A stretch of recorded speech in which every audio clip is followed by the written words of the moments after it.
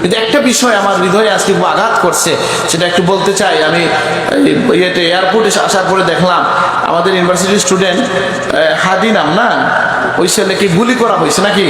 তো এটা নিয়ে আমি নিজে বলতেছি যে আমার হৃদয়ে খুব রক্তক্ষরণ হচ্ছে। এটার কারণটা কি আমি বলি।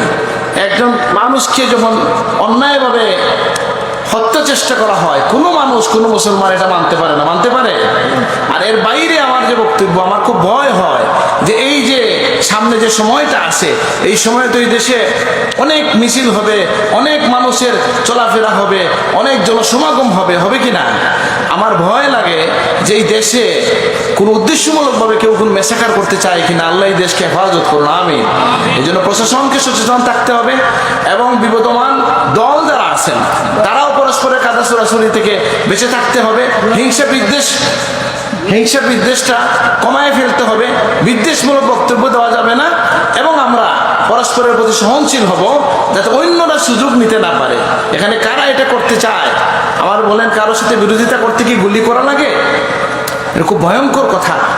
এটা সমাজের জন্য, দেশের জন্য। এই জন্য বড় সাহেব হাদিসের ভাষায় যে দোয়া করেন, আমরাও যে দোয়া করেছি সেটাই আমরা বলবো যে আল্লাহ আমরা যেন কারো দ্বারা অত্যাচারিত না হই, কেউ যেন আমাদের দ্বারা অত্যাচারিত না হয়। বলুন আল্লাহুম্মা আমিন। আমরা যেন নিজেরা নির্যাতিত না হই, আমরা যেন নির্যাতনকারী না হই। আর সর্বোপরি এই দেশের স্বাধীনতার জন্য, সার্বভৌমত্বের জন্য, স্থিতিশীলতার জন্য সবাই মিছিল না হয় করলেন সপ্তাহে একদিন নাকি, কিন্তু দোয়া তো প্রত্যেকদিন আল্লাহর কাছে হাত তুলেন। সবাই যেন এই দেশের শান্তির জন্য, শৃঙ্খলার জন্য আমরা সবাই দোয়া করব। এবং বিশেষ করে এইরকম যারা দেশে অস্থিতিশীল তৈরি করতে চায়, পরিবেশ তৈরি করতে, তাদের ব্যাপারে সচেতন থাকতে হবে। চিন্তা করেন এত মানুষ, এই যে সামনে যে বিষয়গুলো আসতেছে, মিছিল মিটিং হবে কিনা ভাই, আরো হবে কিনা?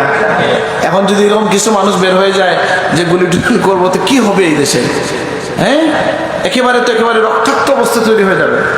এই জন্য আমরা সচেতন থাকবো এবং আমরা সবাই দোয়া করব যেন এই দেশটা কোনো বাতৃঘাতী লড়াইয়ের দিকে না যায়, রক্তারক্তির দিকে না যায়। আল্লাহ তুমি হেফাজত করো, আমিন। এবং আজকের এই ঘটনা আমরা নিন্দা জানাই এবং সরকারকে আহ্বান জানাই যে এরকম দুষ্কৃতিকারী যারা আছে তাদেরকে আইনের আওতায় নিয়ে আসতে হবে। আপনারা একমত আছেন নাকি? এটা আমার সাধারণত এই সমস্ত বিষয়ে আমি কথা বলি না, যেহেতু এই ছেলে আমাদের ইউনিভার্সিটির একটা ছেলে, এবং কেন জানি মনে খুব অশান্তি তৈরি হয়েছে ওভারঅল যে এই দেশে এইভাবে যে রাস্তাঘাটে মানুষজনকে কেউ একজন আর কেউ কাছাকাছি, ভাই কাছে দিয়ে যে যায় তাকে তো আমি সন্দেহ করি না, এখন তো সবাইকে সন্দেহ করবে, তাই না? আল্লাহ আমাদের সবাইকে হেফাজত করুন, দেশকে হেফাজত করুন, দিনকে হেফাজত করুন, আমিন।